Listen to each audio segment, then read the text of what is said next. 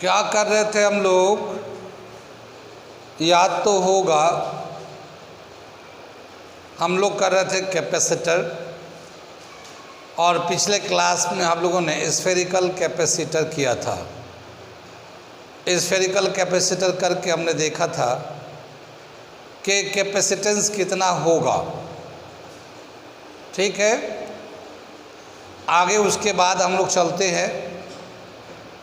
ठीक है, as usual जब वक्त होता है तो एहसास नहीं होता, और जब एहसास होता है तो वक्त नहीं होता।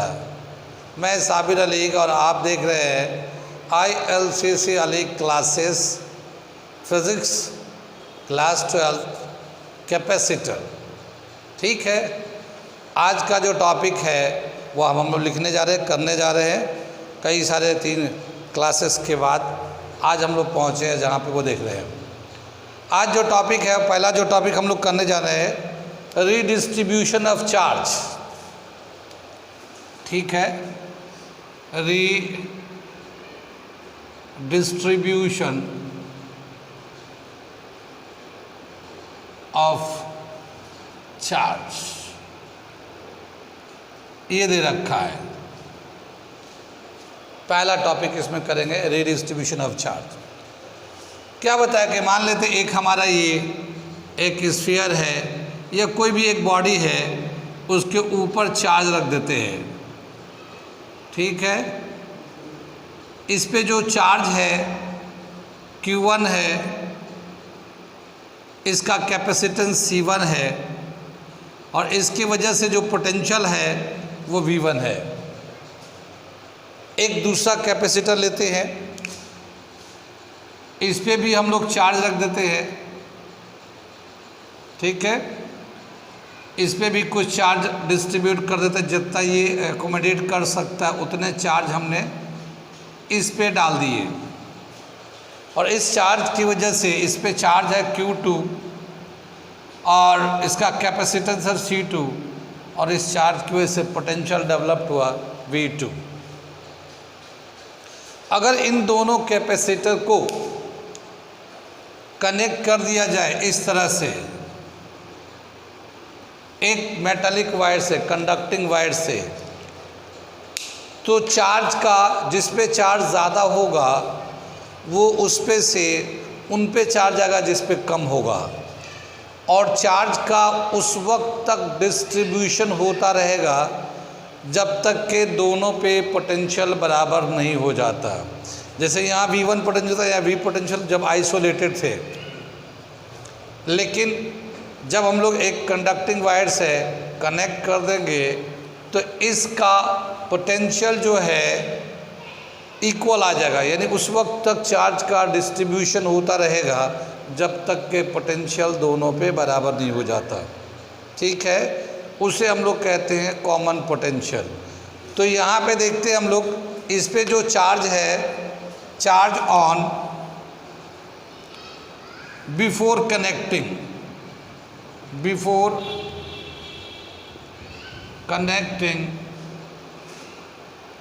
The spheres. स्फीयर को कनेक्ट करने से पहले के बता रहा हूँ, चार्ज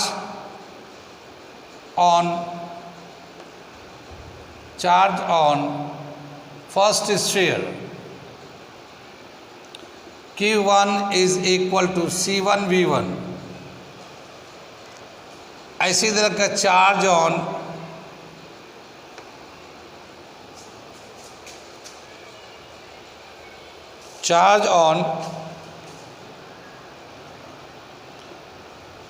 सेकेंड स्फीयर, और Q2 is equal to C2 V2 है हमारा। ठीक है ना, इन दोनों को जब हम लोग कनेक्ट कर देंगे, ठीक है,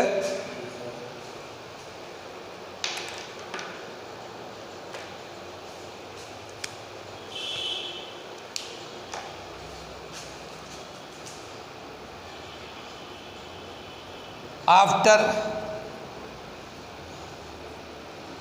connecting the sphere,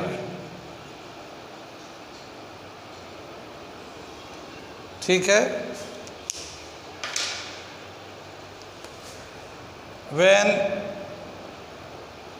the spheres are connected,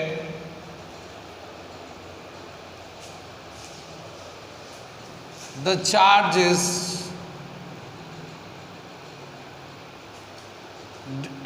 distributed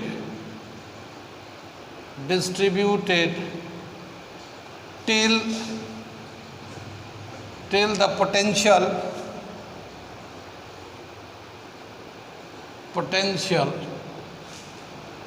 on the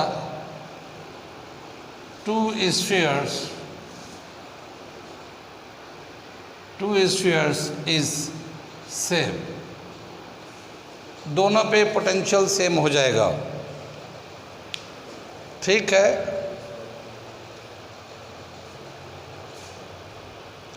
total charge connecting से पहले और कनेक्टिंग के बाद सेम ही है। टोटल चार्ज जैसे मान लो इस पे 100 था, इस पे 50 था, तो कितने हो गए टोटल 150, ठीक है ना। कनेक्टिंग से पहले अगर हमने कनेक्ट कर दिया मेटालिक वायर को तो अब डिस्ट्रीब्यूशन होगा, ठीक है ना। तो अब क्या होगा, दोनों पे आधा आधा या जैसे भी हो, मगर पोटेंशियल दोनों पे बराबर हो जाए उस तरह से डिस्ट्रीब्यूशन होगा, लेकिन चार्ज उतना ही 150 रहेगा, ठीक है ना। तो चार्ज रिमेन सेम, ठीक है। द टोटल चार्ज, यहाँ पे हम लोग लिख रहे हैं the total charge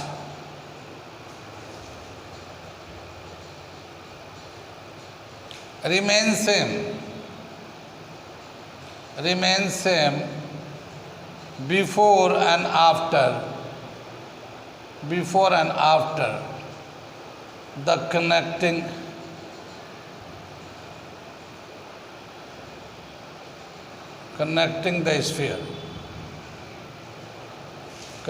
the spheres, ठीक है ना।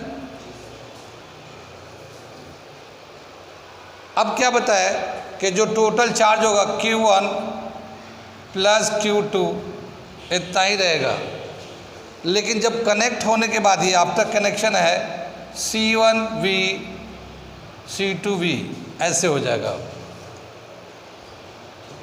क्योंकि पोटेंशियल दोनों का सेम है।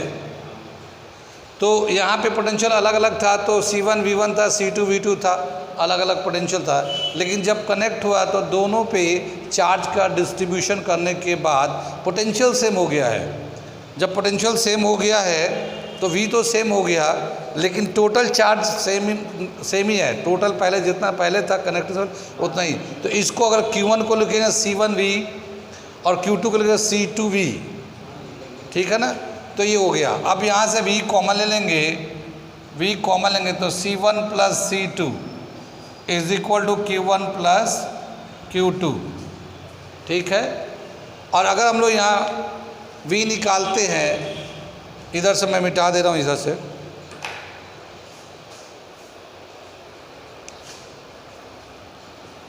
V is equal to Q1 plus Q2 अपॉन C1 प्लस C2। ये हमारा हो जाता है common potential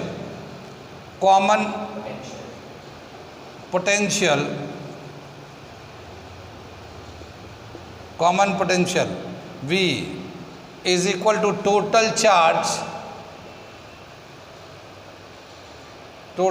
upon total capacitance.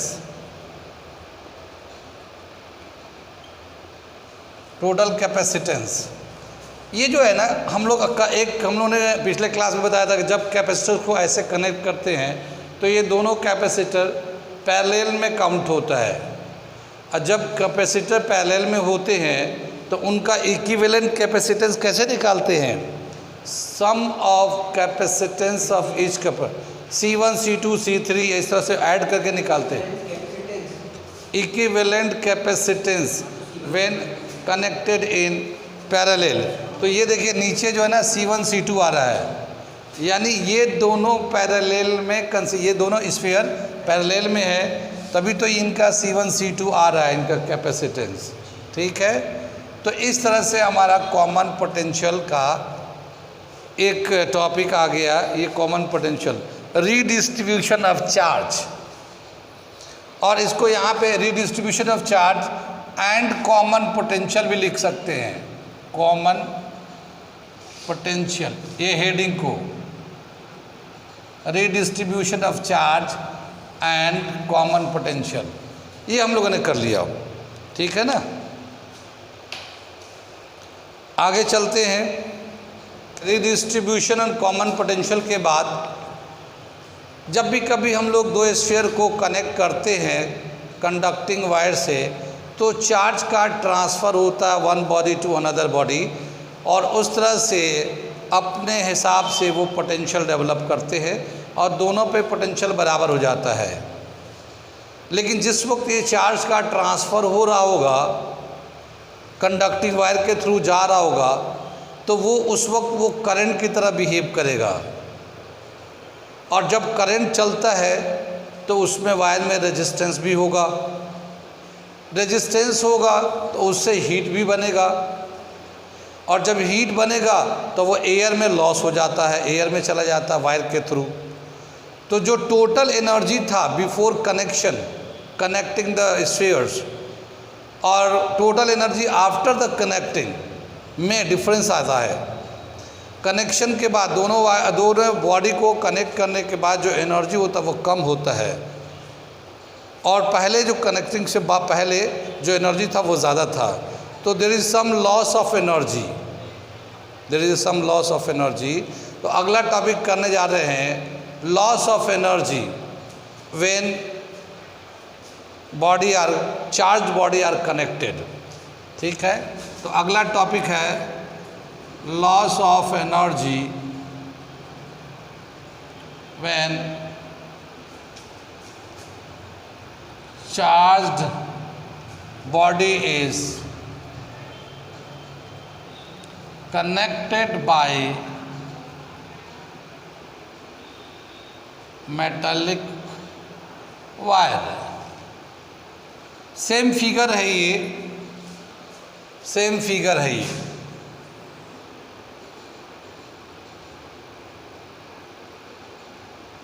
Same figure है ये, और देखते हैं इसको।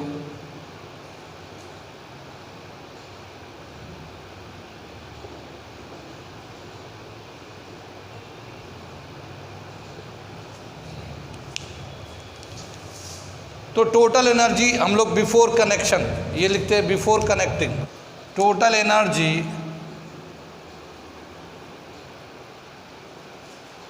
बिफोर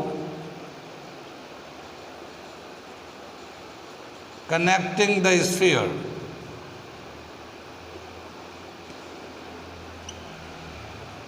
क्या दे रखा है, यू आई इनिशियल एनर्जी, इसका कितना था, हाफ C1 V1 स्क्वायर।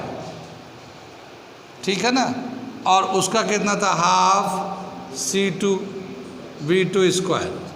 हम लोग V वाला कैपेसिटेंस एंड पोटेंशियल वाले रहे, क्योंकि हमें जब कनेक्ट करने कॉमन पोटेंशियल आता है तो पोटेंशियल का रिलेशन यूज़ कर रहे हैं। तो half C1 V1 square, half C2 V2 square, ये तो total energy before connecting this sphere है। लेकिन जब इसको हम लोग इस तरह से कनेक्ट कर देंगे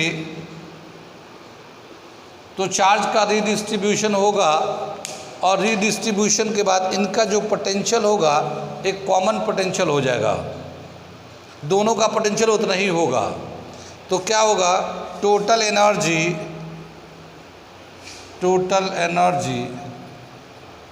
after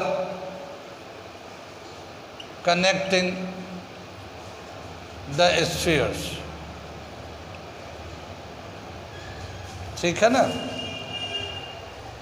after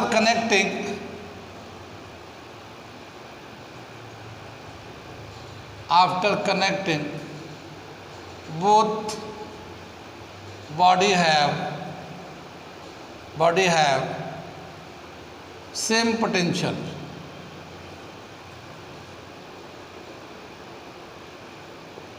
same potential. So total potential या total potential energy, total energy,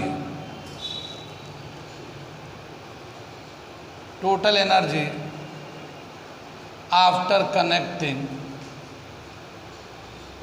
the spheres क्या आ जाएगा? U फाइनल, ऐसे लिख सकते हैं हम लोग, हाँ UF। अब ये जो है ना हाफ C1V², हाफ C2V², दोनों का पोटेंशियल बराबर है, तो हमने पोटेंशियल सेम रखा है। इसे करेंगे हाफ C1 प्लस C2 एक साथ कर लिया और ये V² बाहर निकाल लिया। ये जो V था हमारा कॉमन पोटेंशियल, उसका हम लोगों ने क्या रिलेशन निकाला था? ये हाफ C1 C2 और इसका हम लोगों ने निकाला था Q1 प्लस Q2 अपॉन C1 प्लस C2 का होल स्क्वायर। ये पोटेंशियल निकाला था हमने, स्क्वायर कर दिया, इसका स्क्वायर था। तो जो Q1 Q2 था बिफोर कनेक्टिंग, वो क्या था?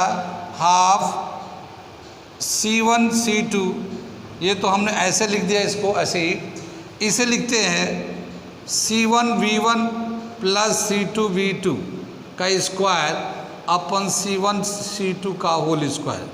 ये दोनों का स्क्वायर जो ना डिस्ट्रीब्यूट कर दिया, टोटल था ना ऊपर में, तो Q1 को लिखेंगे C1 V1, Q2 को लिखेंगे C2 V2, और ये नीचे C1 प्लस C2 था, नीचे स्क्वायर कर दिया।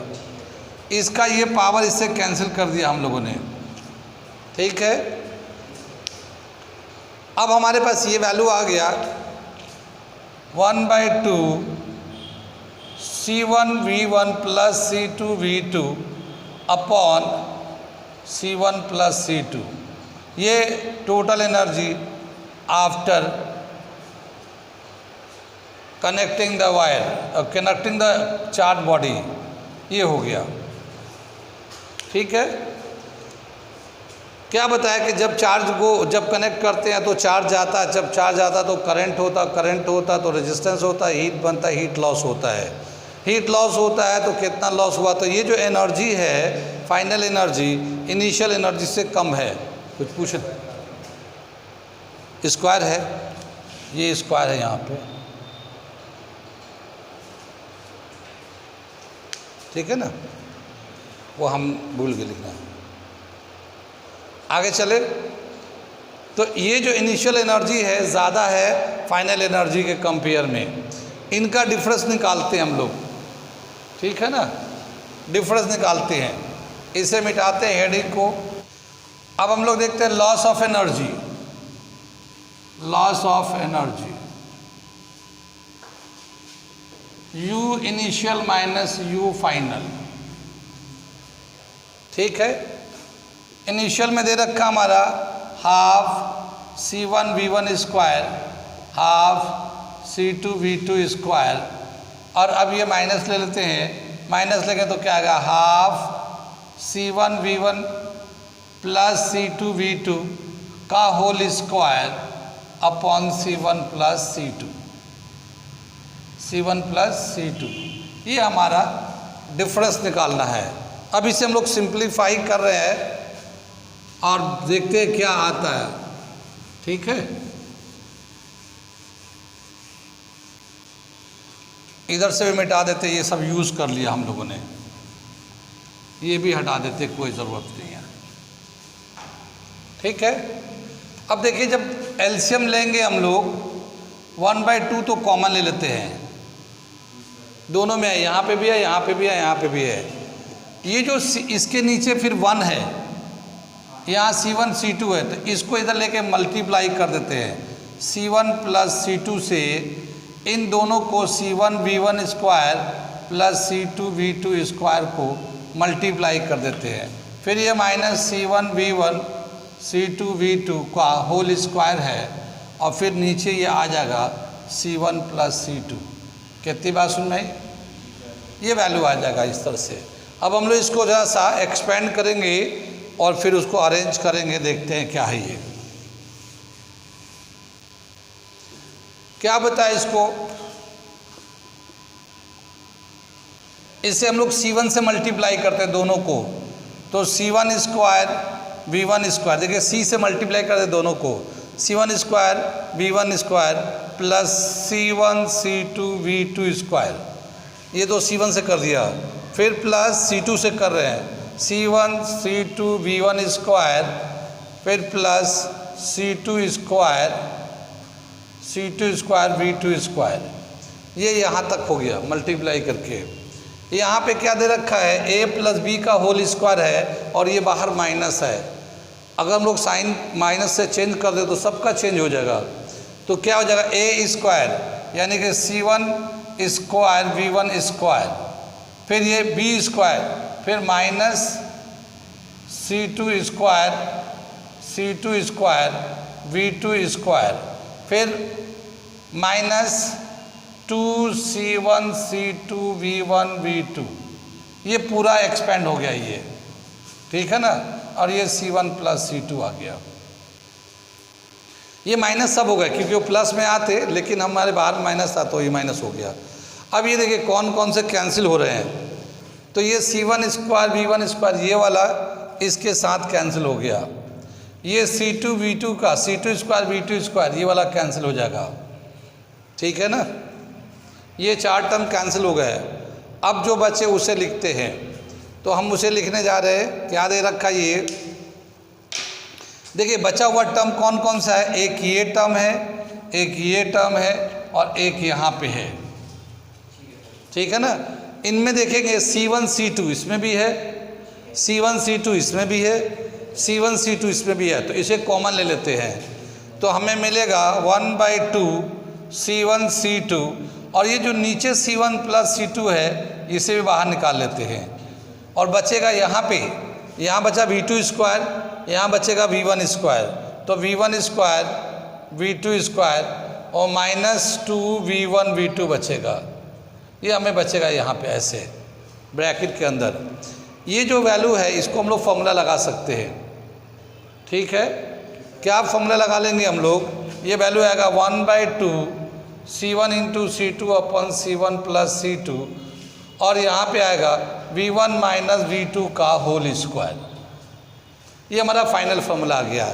क्या समझ में आया, लॉस ऑफ एनर्जी, यहाँ पे डेल्टा U दिखा देते हैं, लॉस ऑफ एनर्जी को, loss of energy delta U का फॉर्मूला आ गया हमारे पास 1/2 C1 C2, ऊपर में मल्टीप्लाई कर दिया, नीचे में प्लस कर दिया, और ये V1 माइनस V2 का होल स्क्वायर कर दिया, ये हमारा लॉस ऑफ एनर्जी का फॉर्मूला आता है।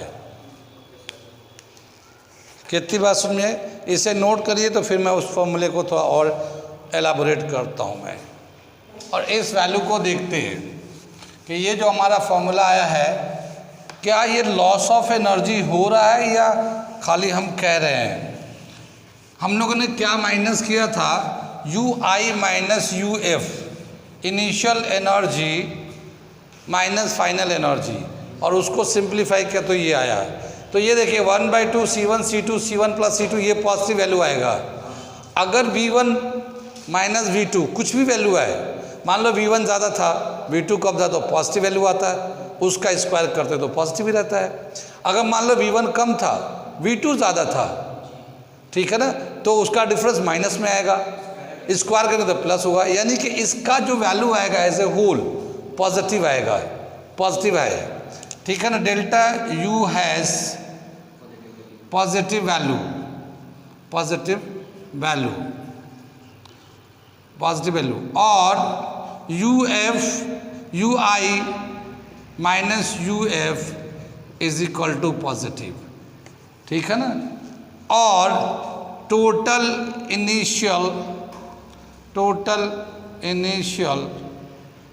एनर्जी is greater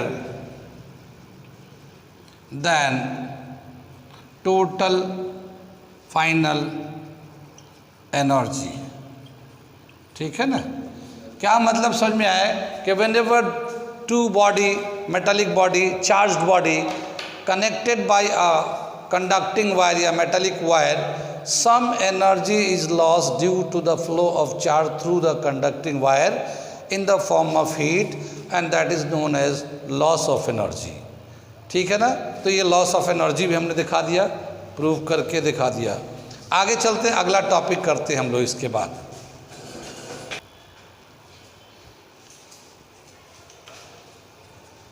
अगला टॉपिक हम लोग करने जा रहे हैं, दे रखा ये polar and non polar body. ठीक है, polar and non polar substances।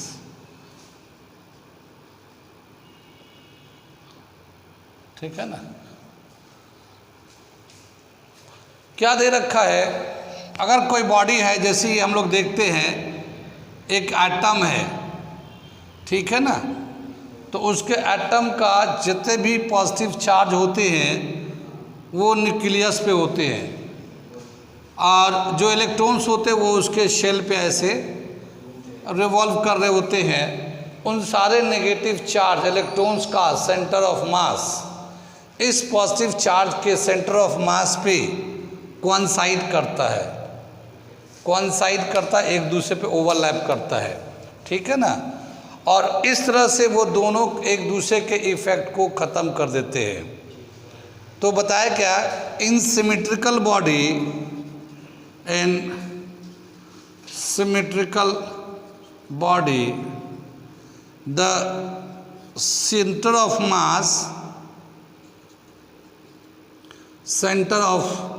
mass of positive charge and negative charge coincide to each other,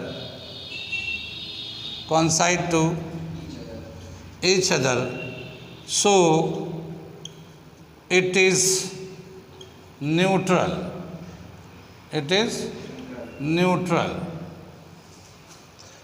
ठीक है।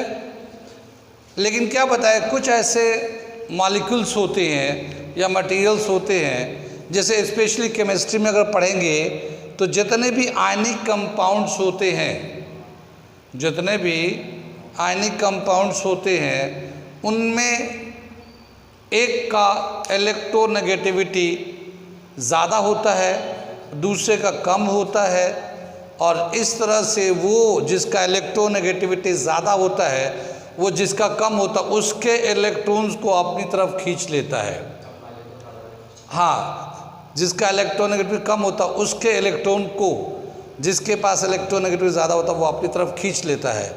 तो जो नेगेटिव चार्ज है डिसलोकेट हो जाते हैं, जो पॉजिटिव चार्ज थे, जैसे हमने ये एक नॉर्मल शेप था, लेकिन हम लोगों ने ये देखा कि इसका जो है, ये इन दोनों को देख रहे हैं, ये बहुत सट गए हैं, इसका इलेक्ट्रोनेगेटिविटी ज़्यादा है, ठीक है ना, इलेक्ट्रोनेगेटिविटी इसका कम है इससे, ठीक है ना। तो ये क्या करेगा, इसके इलेक्ट्रॉन को अपनी तरफ खींचेगा, तो ये खींच लेगा तो इसकी तरफ चला जाएगा। तो इसका एक तरफ इलेक्ट्रॉन का अगर हम लोग ऐसे दिखाएंगे तो इस तरह से इलेक्ट्रॉन खींच के इधर की तरफ आ जाएंगे, सभी खींचेंगे, ऐसा नहीं कि एक दो खींचेगा, सबको खींचेगा, लेकिन आउटर वाले को तो अपने तरफ खींच ही लेता है, ठीक है ना। तो क्या समझ में आया कि नेगेटिव चार्ज इधर ज़्यादा हो जाता है और इधर पॉजिटिव चार्ज कम हो जाता है। इस तरह से ये आयनिक कंपाउंड जो है, एक तरफ नेगेटिव चार्ज ज़्यादा हो जाता है, एक तरफ पॉजिटिव चार्ज हो जाता है, अलग अलग चार्ज हो जाते हैं। अब उनका सेंटर ऑफ मास ओवरलैप नहीं करता, जब ओवरलैप नहीं करता तो वो आयनिक हो जाते हैं या पोलराइज्ड हो जाते हैं, पोलराइज्ड हो जाते हैं। पोलराइज का वर्ड हम यूज़ करेंगे इलेक्ट्रिक फील्ड में, तो हम बोलते हैं वो पोलर हो जाते हैं, पोलर कंपाउंड्स हो जाते हैं। वो एक होता पोलर, एक होता नॉन पोलर, तो वो नॉन पोलर सब्सटेंस, वो पोलर सब्सटेंस हो जाते हैं। जैसे हम लोग केमिस्ट्री में बहुत सारे कंपाउंड हो जाते हैं, HCl है, सोडियम क्लोराइड है, ये इस तरह के जो कंपाउंड्स होते हैं वो सब पोलर कंपाउंड्स होती हैं। पोलर का मतलब आता है कि जो centre of mass of total negative charge and total positive charge are not overlapping or coinciding to each other, they are separated। ठीक है ना, जब वो सेपरेट होते हैं तो इसलिए वो पोलर हो जाते हैं, अलग अलग। ठीक है, अलग अलग हो जाते हैं। जब when two equal opposite charge separated by very small distance, then it is called dipole। Dipole का एक डेफिनेशन किया था हम लोगों ने कि जब दो चार्ज इक्वल होते हैं, अपोजिट होते हैं और बहुत ही करीब होते हैं तो ये एक सिस्टम बनाते हैं, उसको हम लोग कहते हैं डाइपोल। ठीक है ना, डाइपोल। यहाँ पे जो है एक तरफ पॉजिटिव चार्ज का सेंटर ऑफ मास हो जाएगा, एक तरफ नेगेटिव चार्ज का होगा, तो ये एक डाइपोल की तरह भी बिहेव करने लगता है। जब ये डाइपोल की तरह बिहेव करने लगेगा तो इसका अपना एक डाइपोल मोमेंट भी होगा। डाइपोल मोमेंट हम लोग निकालते थे, कैसे निकालते थे? P = Q × 2A। ठीक है ना, और ये कूलम मीटर इसका यूनिट आ जाता है। कितनी बात समझ में आई? तो ये हमारा डाइपोल। तो कोई भी हमारा पोलर सब्सटेंस होता है तो वो एक डाइपोल की तरह बिहेव करता है। तो नॉन पोलर न्यूट्रल होता है और पोलर जो है एक डाइपोल की तरह बिहेव करता है। ठीक है, आगे दे रखा है पोलराइजेशन। ठीक है ना, पोलराइजेशन देखते हैं क्या होता है आगे, इसके मिटा देते हैं इसे।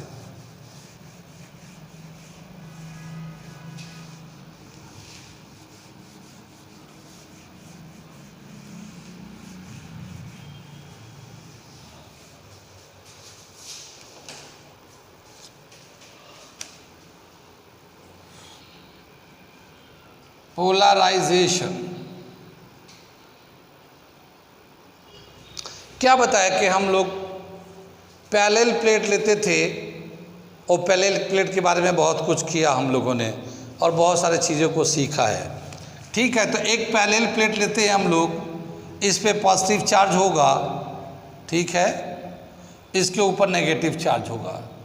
जितना इस पे पॉजिटिव होगा उतना ही नेगेटिव होगा, क्योंकि इसकी अर्थिंग कर देते हैं हम लोग, ये कोटिंग एंड अर्थिंग, तो सारे पॉजिटिव चार्ज चले जाते बाहर।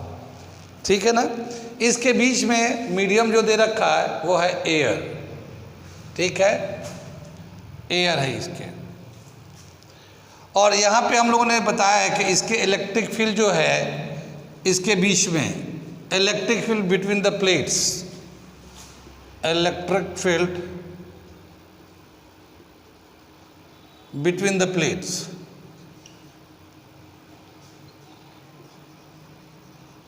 प्लेट्स कितना आता है? E = σ/ε0। अगर थिक शीट लेते हैं तो नेट इलेक्ट्रिक फील्ड, यह सिग्मा को हम लोग चाहें तो चेंज करके चार्ज, सिग्मा चार्ज डेंसिटी होता है, चार्ज अपॉन एरिया, तो इसको हम लोग Q/ε0A ऐसे भी लिख सकते हैं। ये ε0 जो है ना परमिटिविटी ऑफ एयर है, परमिटिविटी ऑफ एयर। वैसे इलेक्ट्रिक फील्ड यहाँ पे V/d भी होता है, क्योंकि V/d ये पोटेंशियल कितना है इनके बीच का और डिस्टेंस कितना है। ठीक है ना, E = V/d, जहाँ पे पोटेंशियल फिक्स होता है, डिस्टेंस फिक्स है, तो उसके लिए हम लोग लिया है। तो यहाँ इनके हर जगह इलेक्ट्रिक फील्ड इसके हर जगह एक जैसा होता है, कहीं डिस्टेंस से वेरी नहीं होता, इसलिए V/d भी होता है। तो बताया क्या कि जब पैरेलल प्लेट लेते हैं हम लोग और उसके बीच में एयर होता है, तो एयर एक इस तरह का होता है कि उसकी परमिटिविटी ε0 होता है और उसके हिसाब से इसके बीच में इलेक्ट्रिक फील्ड इतना होता है। ठीक है ना, इसको इलेक्ट्रिक फील्ड को E0 से दिखाते हैं हम लोग, और इसका जो पोटेंशियल है इसको V0 से दिखाएंगे, क्योंकि V0 E0 का मतलब है कि there is nothing in between the parallel plate except air, air के अलावा कुछ नहीं है, तो इसको इंडिकेट करते हैं। बाकी दूसरा जब करेंगे तो क्या होगा, आगे चलते हम लोग, इतनी बात समझ में आई। तो ये हो गया हमारा, जब एक पैरेलल प्लेट लिए और जिसके बीच में एयर था, तो ये रिलेशन आ गया। लेकिन अगर बोला गया कि एक दूसरा हम लोग पैरेलल प्लेट लेते हैं, एक दूसरा पैरेलल प्लेट लेते हैं, इस पे पॉजिटिव चार्ज है, इस पे नेगेटिव चार्ज है, ठीक है। बाकी अर्थिंग कोटिंग तो हम लोग जानते ही हैं। कितनी बात सुन में, तो ये जो चार्जेस दे रखे हैं इसे हम अभी इन चार्ज की वजह से इलेक्ट्रिक फील्ड होगा, और इलेक्ट्रिक फील्ड जैसे यहाँ पे इलेक्ट्रिक फील्ड होगा और इलेक्ट्रिक फील्ड का डायरेक्शन इधर से इधर होगा, यही तो होगा। सेम उधर भी वैसी होगा इलेक्ट्रिक फील्ड का डायरेक्शन। कुछ बात समझ में आ रही है? इसमें भी वही इलेक्ट्रिक फील्ड का डायरेक्शन है, इधर की तरफ है जो एयर में है। तो ये इलेक्ट्रिक फील्ड जो है ना, ये इस तरह से ई नॉट के बराबर है, ठीक है, ई नॉट के बराबर है। लेकिन अब यहाँ पे हम क्या करते हैं, एक डाई इलेक्ट्रिक मटेरियल डालते हैं। डाई इलेक्ट्रिक किसको कहते हैं? बोला क्या कि जो कंडक्टर होता है उसके अंदर तो फ्री इलेक्ट्रॉन्स होते हैं, जब भी फील्ड में रखेंगे चार्ज जो है ना सरफेस पे आ जाएगा, चार्ज सरफेस पे आ जाएगा। लेकिन अगर कोई इंसुलेटर होता है या सेमीकंडक्टर होता है तो उसमें इलेक्ट्रॉन फ्री नहीं हो। सेमीकंडक्टर में थोड़ा फ्री होता है, इंसुलेटर को ले लेते हैं तो इंसुलेटर का लेते हैं तो उसमें इलेक्ट्रॉन्स फ्री नहीं होते। तो जब हम उसको इलेक्ट्रिक फील्ड में रखेंगे तो क्या होगा, वही डाइलेक्ट्रिक के नाम से जाना जाता है। अभी मैं थोड़ा सा उसे बनाता हूँ डायग्राम को, फिर उसके बाद मैं डाइलेक्ट्रिक को भी बताता हूँ क्या हो गया। कितनी बात सुन में, आगे चलते हैं। एक हम लोगों ने एक मटेरियल ले लिया जो इंसुलेटर टाइप का है, बहुत ज़्यादा स्ट्रॉन्ग इंसुलेटर नहीं है, कंडक्टिंग है लेकिन इंसुलेटर है ये हमने मटेरियल ले लिया, ठीक है। ये जो मटेरियल है ये एटम के मिलके बना होगा, एटम से मिलके बना होगा। तो एक एटम जो है न्यूट्रल अगर होता है तो इस तरह का शेप होता है, तो ये न्यूट्रल होता है, ठीक है।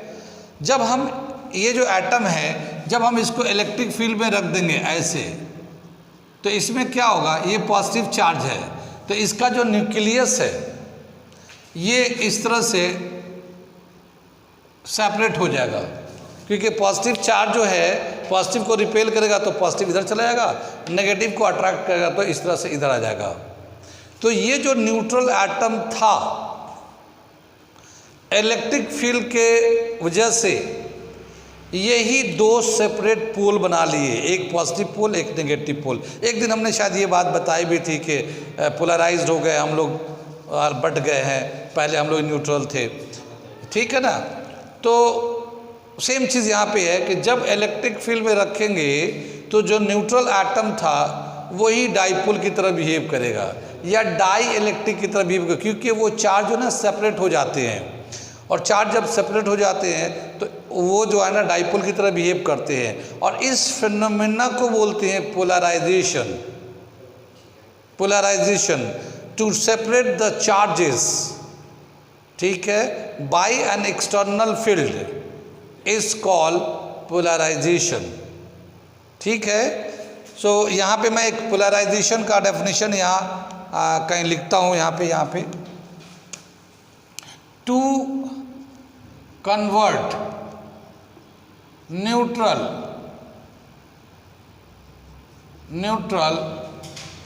Body into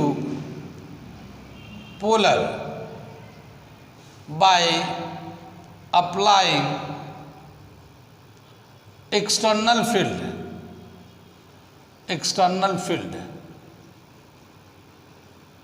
is known as polarization। कितनी बात सुन रही, एक न्यूट्रल बॉडी को पोलर बॉडी में कन्वर्ट करते हैं एक्सटर्नल फील्ड को लगाने की वजह से, इसी को हम लोग पोलराइजेशन के नाम से जानते हैं, ठीक है। ये उस वक्त तक पोलराइज रहेगा या होगा जब तक एक्सटर्नल फील्ड लग रहा होगा। कितनी बात सुनी, आगे चलते इसके ये जो हम लोगों ने जो मटेरियल लिया है डाई इलेक्ट्रिक मटेरियल लिया है। डाई इलेक्ट्रिक का मतलब जो था कि पहले ही जब न्यूट्रल था, न्यूट्रल का मतलब होता है ना उसे पॉजिटिव समझ में आ रहा ना उसका नेगेटिव समझ में आ रहा।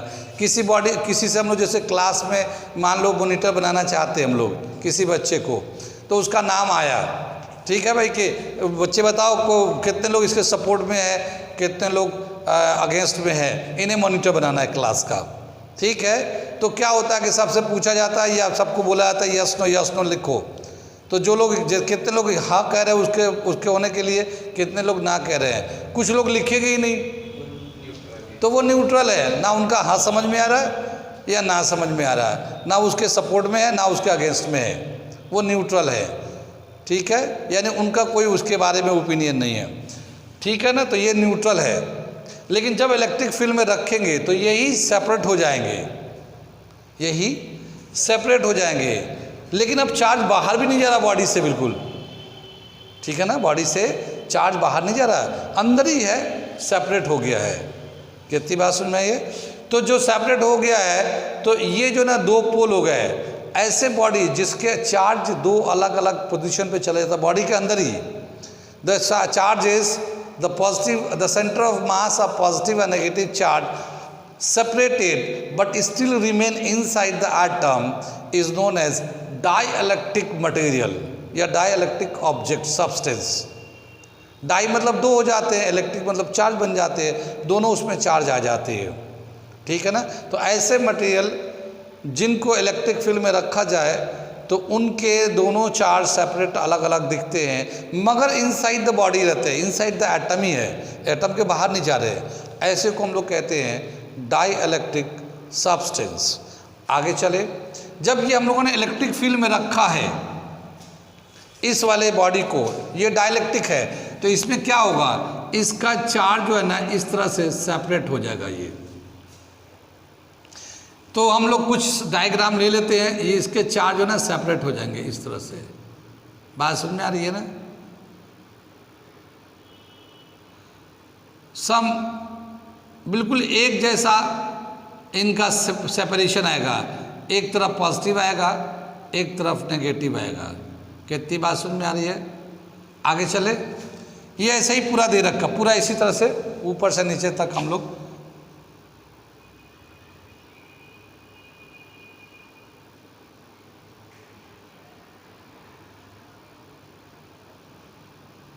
ठीक है, इस तरह से हो गया 12।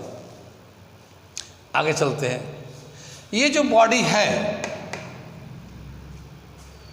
जो पॉजिटिव चार्ज होगा सेपरेट हुआ है, तो पॉजिटिव चार्ज से इलेक्ट्रिक लाइन ऑफ फोर्स बाहर की तरफ जाता है और नेगेटिव चार्ज पे electric line of force inward आता है। तो यहाँ पे जो डाइपोल होगा इसका इलेक्ट्रिक लाइन ऑफ फोर्स का जो डायरेक्शन होगा पॉजिटिव टू नेगेटिव होगा, अलोंग द एक्सियल दिखाएंगे। एनीवे, तो ये हमारा इलेक्ट्रिक फील्ड का डायरेक्शन हो जाएगा, इसकी वजह से पॉजिटिव की वजह से नेगेटिव की तरफ डायरेक्शन होगा। तो इसमें ये पोलराइज्ड हुआ तो इसका इलेक्ट्रिक फील्ड का डायरेक्शन इधर हो जाएगा इस एटम की वजह से। ठीक है ना, इसका भी इलेक्ट्रिक फील्ड का डायरेक्शन इधर हो जाएगा, इसका भी इलेक्ट्रिक फील्ड का डायरेक्शन इधर हो जाएगा। कितनी बात समझे, सारे जितने भी एटम हैं वो सब पोलराइज्ड हो जाएंगे और पोलराइज्ड होने के बाद उनका इलेक्ट्रिक लाइन ऑफ फोर्स का जो डायरेक्शन होगा external electric line of force के अपोजिट में होगा। नहीं, external line electric line of force का डायरेक्शन ये है। बात समझ में आ रही है। और ये जो हमने जितना डाइलेक्ट्रिक मटेरियल डाला है, जो डाला है वो पोलराइज्ड होगा। पहले पोलराइज्ड होने की वजह से जो चार्ज का अलाइनमेंट ओरिएंटेशन आएगा, जो पॉजिटिव नेगेटिव चार्ज का, उसके हिसाब से उनका भी हर एटम का अपना एक इलेक्ट्रिक फील्ड बनेगा। डाइपोल मोमेंट कह सकते हो उसको, डाइपोल मोमेंट होगा उसका। और उस डाइपोल मोमेंट का यूँ कह सकते हैं कि इलेक्ट्रिक फील्ड बनाएगा। तो सबका जो इलेक्ट्रिक फील्ड होगा, सबका थोड़े थोड़े भी इलेक्ट्रिक फील्ड होंगे, इतने सारे एटम्स होंगे, उन सब का ऐड करेंगे तो एक significant amount of electric field इनका होगा, जो एक्सटर्नल इलेक्ट्रिक फील्ड के अपोज कर रहा है। कितनी बात में, ये जो इलेक्ट्रिक फील्ड इसके अंदर हो डेवलप किया है वो इस एक्सटर्नल इलेक्ट्रिक फील्ड के पोलराइज करने की वजह से डेवलप किया है। वो एक्सटर्नल इलेक्ट्रिक फील्ड की वजह से पोलराइज्ड हुआ है, पोलराइज्ड होने की वजह से उसका फिर इलेक्ट्रिक फील्ड बना है और वो उसको अपोज कर रहा है। कितनी बात सुन रही। तो यहाँ पे जो एक इलेक्ट्रिक फील्ड डेवलप किया है वो EP electric field due to polarisation, इसको हम बोलेंगे। इसका जो डायरेक्शन है एक्सटर्नल इलेक्ट्रिक फील्ड की वजह अपोजिट है। ठीक है ना। तो इस जो डाइपोल मटेरियल है इसका थिकनेस जहाँ तक है, यहाँ से यहाँ तक थिकनेस है इसका, जितना थिक है, तो इसके अंदर नेट इलेक्ट्रिक फील्ड कितना होगा, इस मटेरियल के अंदर नेट इलेक्ट्रिक फील्ड कितना होगा। तो ये जो नेट इलेक्ट्रिक फील्ड होगा E is equal to E naught minus E P होगा, क्योंकि ई नॉट का तो direction from left to right है और ई पी का डायरेक्शन राइट टू लेफ्ट है, दोनों एक दूसरे के अपोजिट हैं, दोनों का जितना डिफरेंस होगा उतना ही इलेक्ट्रिक फील्ड इसके अंदर होगा फ्रॉम लेफ्ट टू राइट। कुछ बात समझ आ रही है? बाकी ये जो गैप है, ये जो स्पेस है, ये यहाँ पे ये जो स्पेस है, इसमें तो डाइलेक्ट्रिक मटेरियल नहीं पड़ा हुआ है, तो यहाँ पे इलेक्ट्रिक फील्ड उतना ही होगा इसके बराबर। कितनी बात समझ में? तो जहाँ जितना थिकनेस में डाई इलेक्ट्रिक डाला गया है उतने थिकनेस में जो इलेक्ट्रिक फील्ड है वो ई नॉट माइनस ई पी के बराबर होगा, और जहाँ पे डाई इलेक्ट्रिक नहीं है वहाँ पे ई नॉट ही रहेगा। कितनी बात समझ में आई?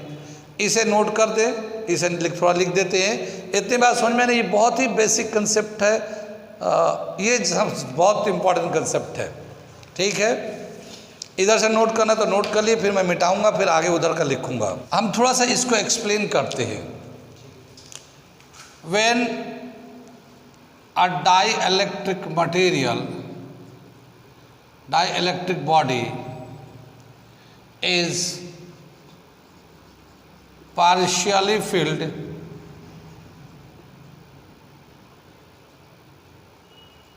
the parallel plate capacitor, fill the parallel plate capacitor.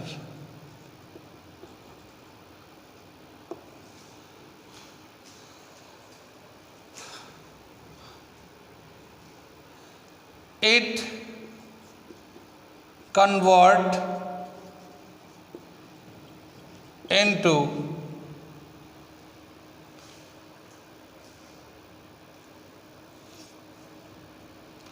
dielectric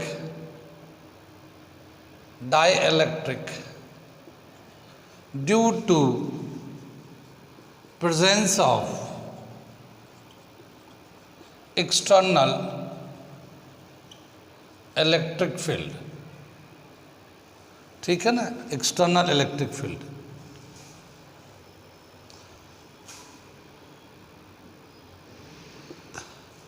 total electric field, total electric field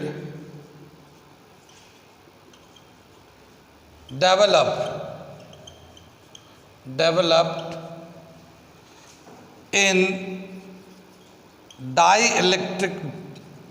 dielectric body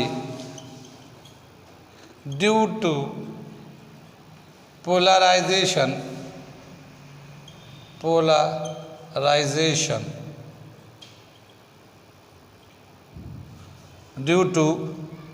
polarization is given as EP। बात समझ आ रही है?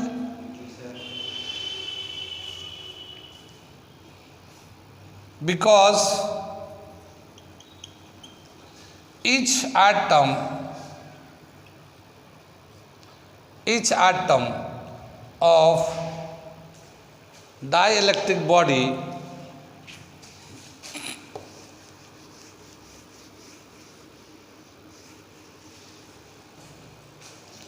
each atom of dielectric body behaves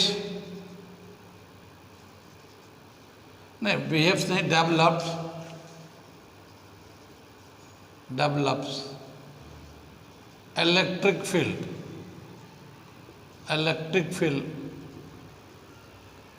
opposite to external electric field। ठीक है ना, external electric field के opposite में ये करते हैं। The net electric field inside the dielectric as, the net electric field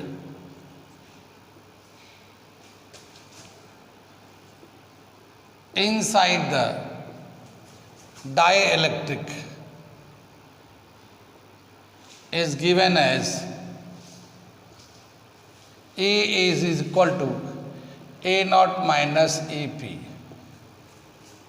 ठीक है ना, नोट करिए इसे।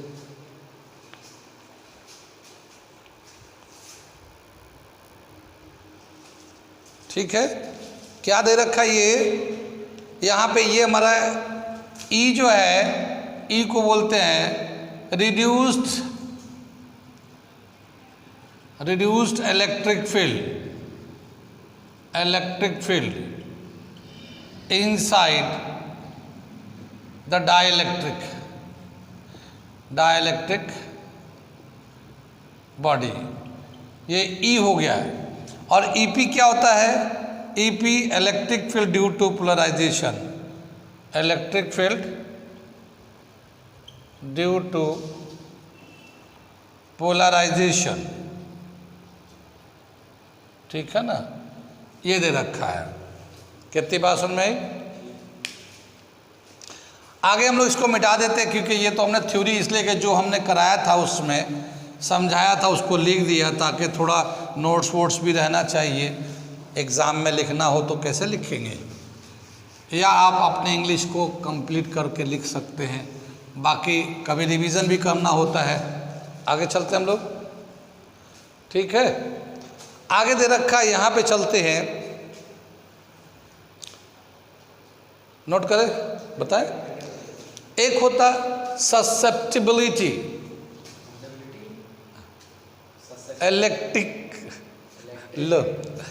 इलेक्ट्रिक ससेप्टिबिलिटी, मैं लिख रहा हूं इलेक्ट्रिक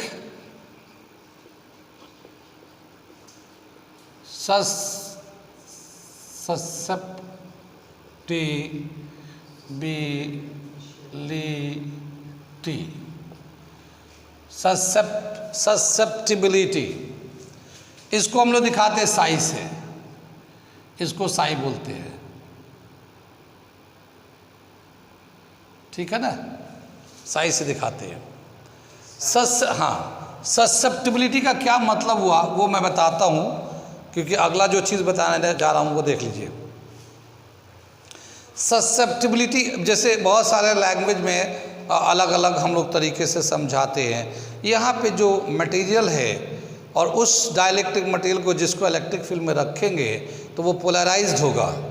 तो पोलराइज कितना हो रहा है, एक certain amount of electric field हम लोग अप्लाई कर रहे हैं, तो इस मटेरियल के अंदर जो पोलराइज्ड हो रहे हैं कितना हो रहा है, ठीक है ना, वो ससेप्टिबिलिटी कहलाता है, ससेप्टिबिलिटी। ठीक है ना, अगर हम लोग अलग अलग मटेरियल रखेंगे तो अलग अलग बॉडी का अलग अलग ससेप्टिबिलिटी होती है। ठीक है ना, अलग अलग ससेप्टिबिलिटी होता है, किसी को ज़्यादा होता है, किसी को कम होता है। जैसे अभी हम लोग समझने के लिए ये समझते हैं कि अभी जैसे ये मौसम चेंज हो रहा है, हम लोग जिस स्टेज पे हैं मौसम चेंज हो रहा है, तो बहुत सारे लोग एक ही एज के बहुत सारे बच्चे लेते हैं, एक एज के बहुत सारे बच्चे लेते हैं, तो क्या देखेंगे कि ये जो चेंजिंग वेदर है उन सब बच्चों पे बराबर इफेक्ट नहीं करता, किसी पे थोड़ा इफेक्ट करता, किसी पे ज़्यादा इफेक्ट करता, किसी का तो तबीयत इतना ख़राब हो जाता है कि वो दवा पे चल रहा है फिर भी ठीक नहीं हो रहा, काफ़ी दिन से घर वाले परेशान हैं। तो वेदर जो है सबके लिए बराबर है। इसी लोकेलिटी की बात कर रहा हूँ मैं, बहुत दूर नहीं जा रहा हूँ। एक ही लोकेलिटी में एक ही एज ग्रुप के बहुत सारे बच्चे लेकर अगर हम चेंजिंग वेदर का इफेक्ट देखते हैं उनका, और हम लोग रिपोर्ट तैयार करेंगे तो देखेंगे सब बहुत सारे बच्चों पे अलग अलग इफेक्ट होता है। किसी पे बहुत ज़्यादा होता है, किसी पे कुछ भी नहीं होता, ऐसा भी होता है। किसी में मॉडरेट हो रहा है, किसी में बहुत कम हो रहा है, किसी में बहुत ज़्यादा से थोड़ा कम हो रहा है। तो ऐसे अलग अलग डिग्री ऑफ इफेक्ट होगा। ऐसे ही बोला गया कि certain amount of electric field हमने लगा दिया। अब हम लोग यहाँ पे अलग अलग डाई इलेक्ट्रिक मटेरियल डाल रहे हैं। जैसे मान लो कभी हमने माइका रखा, कभी हमने ग्रेफाइट रखा, कभी हमने पोर्सालिन रखा, कभी वाटर रखा, और कोई दूसरा मटेरियल है वो पेपर रखा, प्लास्टिक रखा। तो अलग अलग जो मटेरियल हम लोग रख रहे हैं सेम इलेक्ट्रिक फील्ड पे, तो कितना उसमें चार्ज का सेपरेशन हो रहा है, ठीक है ना। जितना चार्ज का सेपरेशन हो रहा है वो उसकी ससेप्टिबिलिटी कहलाएगा। किसी में ज़्यादा हो रहा होगा तो उसकी ससेप्टिबिलिटी ज़्यादा है, किसी में कम हो रहा होगा तो कम है। हाँ, इलेक्ट्रिक जो ससेप्टिबिलिटी कम है तो वो होता है ससेप्टिबिलिटी। समझ में आई बात। तो और वो जो ससेप्टिबिलिटी जो है वो उस मटेरियल का नेचर है। बात समझ में रही है। वो जो मटेरियल, मान लो हमने पेपर लिया तो पेपर की अपनी ससेप्टिबिलिटी है। माइका लिया डाइलेक्ट्रिक तो उसकी अपनी वो मटेरियल की प्रॉपर्टीज है। अब वो मटेरियल के साथ ही रहेगा वो, ठीक है ना। कितनी बात समझ में। तो पोलराइजेशन तो हो ही रहा है, लेकिन कितना हो रहा है, उस मटेरियल की क्या करैक्टरिस्टिक है, कितनी सब्सटेबिलिटी है, उस हिसाब से पोलराइजेशन होगा, ठीक है ना। उस हिसाब से उसी के प्रोपोर्शनल सब्सटेबिलिटी होगा, ठीक है ना। पोलराइजेशन उसी के सब्सटेबिलिटी के प्रोपोर्शनल होगा। अगर ज़्यादा सब्सटेबल होगा तो ज़्यादा पोलराइजेशन होगा, उसमें कम होगा तो कम पोलराइजेशन होगा। कितनी बात सुन रही। तो पोलराइजेशन बोला क्या, polarisation is directly proportional to electric field. Polarisation is directly proportional to electric field. And इस प्रोपोर्शनलिटी को हटाने के लिए हम लोग यूज करते हैं साई एप्सिलॉन नॉट ई। कितनी बात सुन में। ये देखिए क्या है, ये जो ससेप्टिबिलिटी है एयर के कंपेयर में कितना है। एप्सिलॉन नॉट एयर की होती है, ठीक है ना। तो एयर के कंपेरेटिव में कितना है ससेप्टिबिलिटी, इसको ले लिया। तो ये प्रोपोर्शनलिटी को हटाने के लिए ये यूज कर लिया। तो ये पोलराइजेशन का हमारा एक रिलेशन आता है इन टर्म ऑफ इलेक्ट्रिक फील्ड। हाँ, पोलराइजेशन इज डायरेक्टली, जैसे हम लोगों ने यहाँ पे देखिए, हम लोग अगर इलेक्ट्रिक फील्ड लगाते हैं 10 वोल्ट पर मीटर, अगर लगाते सपोज करते हैं 10 वोल्ट पर मीटर लगा दिया, तो ये इसमें पोलराइजेशन हुआ होगा, थोड़ा सा हो, ज़्यादा हो, जितना हो। अब हमने जब हम लोग 20 लगाएंगे तो वो जो चार्ज पहले थोड़ा सा सेपरेट था अब थोड़ा ज़्यादा हो जाएगा, क्योंकि 20 वोल्ट पर मीटर का आप अप्लाई कर रहे हैं तो सेपरेशन ज़्यादा हो जाएगा। सेपरेशन ज़्यादा होगा तो पोलराइजेशन ज़्यादा हो जाएगा। दूरियाँ बढ़ जाएगी तो पोलराइजेशन ज़्यादा हो जाएगा, ठीक है ना। ऐसे ही बोला कि अगर मैं 20 के बजाय 30 वोल्ट पर मीटर लगा दूँ तो और सेपरेशन हो जाएगा। कितनी बात। तो क्या होगा कि पोलराइजेशन जो है डायरेक्टली प्रोपोर्शनल इलेक्ट्रिक फील्ड होता है, लेकिन उस प्रोपोर्शन को हटाने के लिए हम लोग कांस्टेंट यूज करते हैं, और वो मटेरियल का जो नेचर है उसके हिसाब से susceptibility with respect to absolute permittivity of the medium है। तो ये पोलराइजेशन का in term of electric field निकलता है, ठीक है ना। तो ये है इलेक्ट्रिक पोलराइजेशन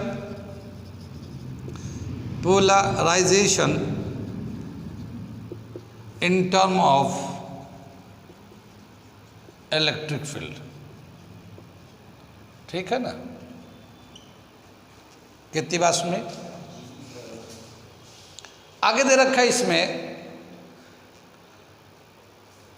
यहां पे एक चीज और दे रखा है इलेक्ट्रिक डाइलेक्ट्रिक कांस्टेंट, उसको अभी हम थोड़ा बाद में देख लें, कोई बात नहीं, ये हम लोग पोलराइजेशन देख लिया। इसको आगे दे रखा है कि यहां जो नेट इलेक्ट्रिक फील्ड है, जो नेट इलेक्ट्रिक फील्ड है ये कहां पे है, ये इनसाइड दिस मटेरियल, यानी जो डाइलेक्ट्रिक मटेरियल जो लिया गया उसके अंदर कितना इलेक्ट्रिक फील्ड है, इफेक्टिव नेट इलेक्ट्रिक फील्ड, वो उसके अंदर का लिया हम लोगों ने।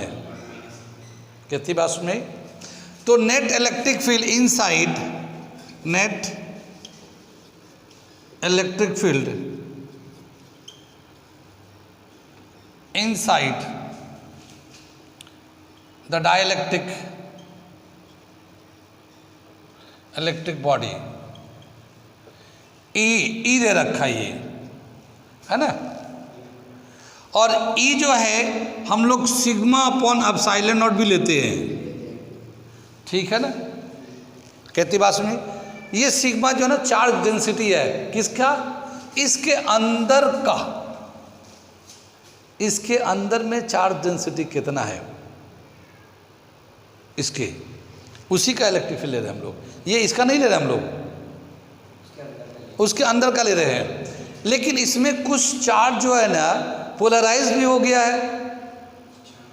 सभी चार्ज, ज़्यादातर चार्ज पोलराइज्ड हुए होंगे, लेकिन उसमें डिग्री ऑफ पोलराइजेशन थोड़ा अलग अलग होगा, ठीक है ना, डिस्टेंस के हिसाब से, लेकिन पोलराइज तो हो रहे हैं। तो ये जो चार्ज है नेट चार्ज, कुछ पोलराइज्ड हुए कुछ नहीं हुए, तो इसका नेट चार्ज कितना होगा, sigma upon sigma polarisation upon epsilon not,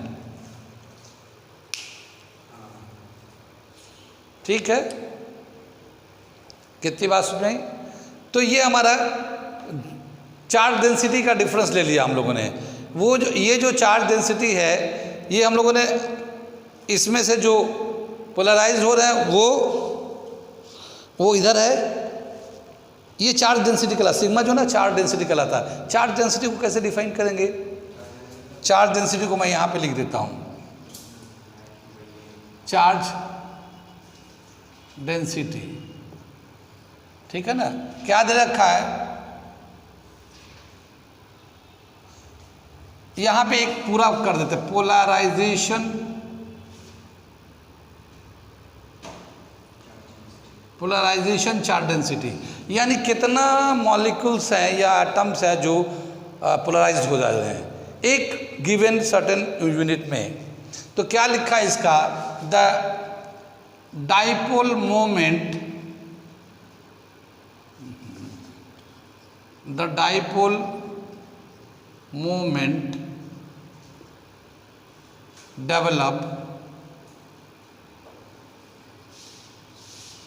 developed per unit volume,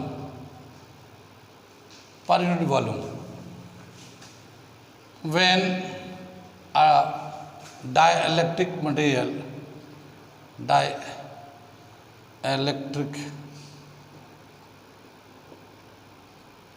material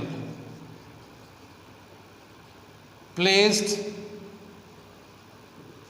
inside the field।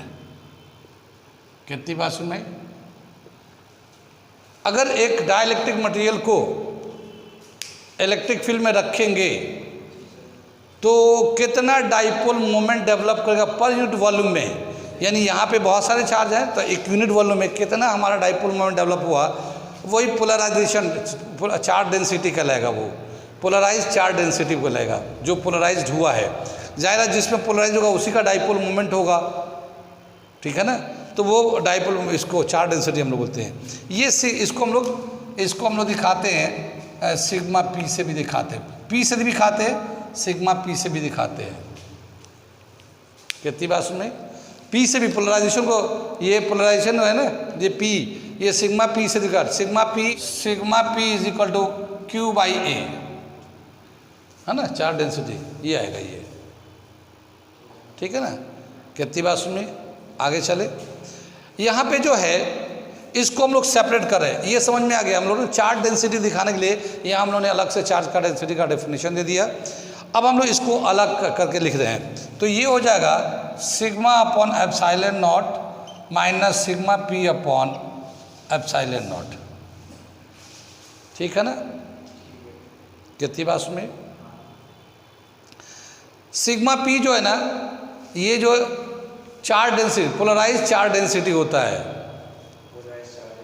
ठीक है ना, पोलराइज चार्ज डेंसिटी है ये सिग्मा पी को हम लोग पी से भी दिखाते हैं, ठीक है ना। मैं थोड़ा सा इधर से मिटा दे रहा हूं यहां से।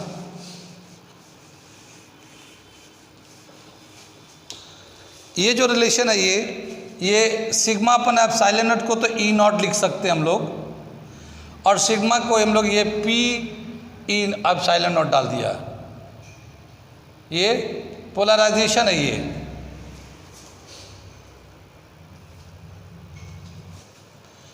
इसको हम लोग लिखते हैं हम लोग E naught minus psi epsilon naught E upon epsilon naught, इसको एप्सिलॉन नॉट से एप्सिलॉन नॉट कैंसिल कर देंगे तो क्या मिलेगा, E naught minus psi E, ठीक है ना, ये हमें मिलेगा ये रिलेशन। अब मैं थोड़ा सा यहाँ पे लेके आता हूँ, ये समझ में आ गया ना, ये इलेक्ट्रिक ससेप्टिबिलिटी बताया था हम लोगों ने। अब हम लोग यहाँ लेके चलते हैं, ये रिलेशन को ऊपर लिख लिया, ये E is equal to E naught minus psi E, ठीक है ना, दोनों तरफ डिवाइड कर देते हैं, डिवाइडिंग बोथ साइड, ठीक है ना, डिवाइडिंग बोथ साइड बाय ई, ठीक है ना। तो जब इसको ई से करेंगे तो ये 1 हो जाएगा, ये ई नॉट अपॉन ई हो जाएगा और ये हो जाएगा साई आ जाएगा, ठीक है। ये जो ई नॉट अपॉन ई होता है इसको के बोलते हैं और ये साई होता है।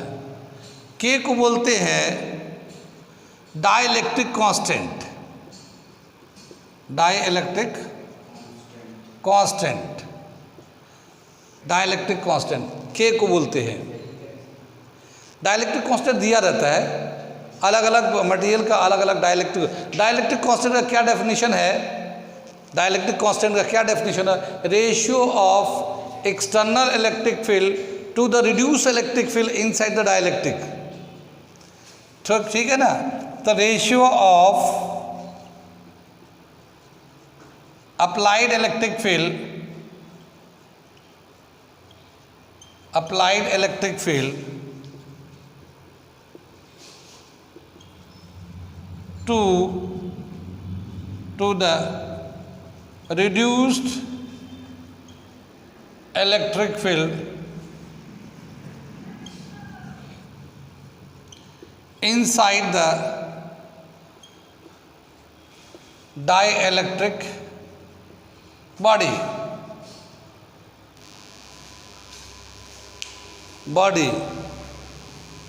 इधर का मिटा रहा हूँ,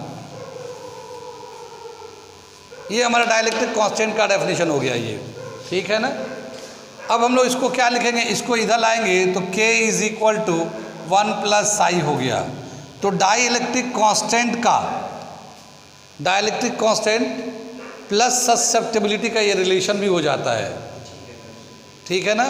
तो इसे हम लोग कहते हैं रिलेशन between dielectric constant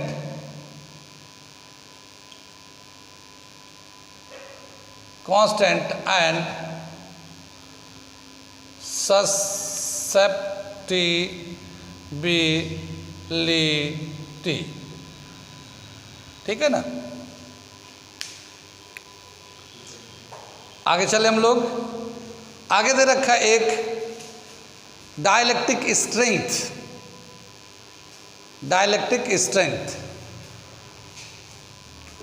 ये मिटा दो, ये यहाँ से मिटा दे रहा हूँ। ये कुछ टॉपिक हम लोगों ने यहाँ पे किया है डाइलेक्ट्रिक से रिलेटेड, कैसे हम लोग क्या होता है। अब एक टॉपिक ये करता हूँ मैं फिर, डाइलेक्ट्रिक स्ट्रेंथ, ठीक है, क्या समझ में आया इसे, ये देख लें। अभी हम लोगों ने ये बता रहे थे कि ये जो चार्ज है बना है, जो ये डाइलेक्ट्रिक मटेरियल डाला था हमने, यहाँ से मान लो 10 वोल्ट पर मीटर हमने अप्लाई किया पोटेंशियल, तो ये चार्ज सेपरेट हो गए, इसका डाइपोल डेवलप हो गया, पॉजिटिव अलग नेगेटिव अलग। तो हम लोगों ने 10 पे जब अप्लाई किया था तो ये चार्ज हम लोगों ने जब इलेक्ट्रिक फील्ड 10 वोल्ट पर मीटर दिया था तो इसका जो चार्ज का सेपरेशन था कुछ इतना था, ठीक है ना। इसका अपना एक डाइपोल मोमेंट होगा। ये अगर हम लोग 10 से बढ़ाकर अगर हम लोग 20 कर दें, 20 वोल्ट पर मीटर, तो ये जो पोलर ये हो जाएगा, ये कुछ इतना सेपरेशन हो जाएगा। अगर मान लो इलेक्ट्रिक फील्ड हम लोगों ने 30 वोल्ट पर मीटर कर लिया तो यही चार्ज जो है ना अब इतना सेपरेट में आ जाएगा। एक ऐसा स्टेज आएगा कि उस पे ये जो है ना ये बिल्कुल अलग हो जाएगा, ये जो चार्ज बॉडी है ये पॉजिटिव चार्ज इससे बाहर निकल जाएगा, नेगेटिव इससे बाहर निकल जाएगा। वो इलेक्ट्रिक फील्ड कितना है, एक सर्टेन इलेक्ट्रिक फील्ड जब देने लेंगे तो उस पर वो चार्ज जो पहले अंदर ही रहता था, सेपरेट तो होता था पर अंदर ही था, अब वो बाहर निकल जाएगा।